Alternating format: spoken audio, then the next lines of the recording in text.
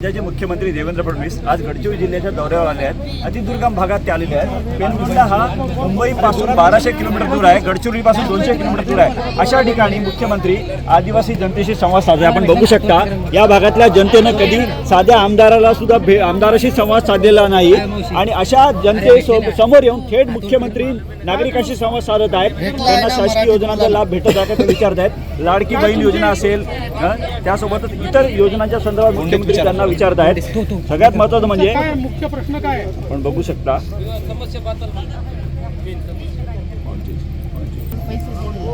बायला थोडंसं मदत भेटते घरच्यासाठी आणि शिक्षणासाठी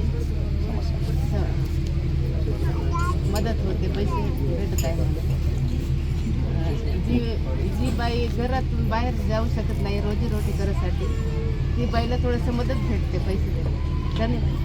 मुख्यमंत्र्यांशी आता या भागातल्या महिलांनी संवाद साधला आहे। आपण विचारूया भाऊ, मला सांगा की अशा भागात तुम्ही आता यापूर्वी सुद्धा पालकमंत्री असताना भेट दिली, लोकांशी संवाद साधला आणि आज तुम्ही या अतिसंवेदनशील भागात येऊन या लोकांशी संवाद साधून त्यांना विचारणा केली आहे। यांचा उत्साह पाहिल्यानंतर मलाच उत्साह आलेला आहे। इतक्या चांगल्या प्रकारे लोकांची रिसेप्टिव्हिटी आहे। मला असं वाटतं की आपला उद्देश सफल होतो। तुम्ही आता म्हणाल की राज्याचा पहिल्या क्रमांकाचा जिल्हा गडचिरोली शेवटचा आणि पहिला क्रमांक, तुमची कन्सेप्ट काय आहे?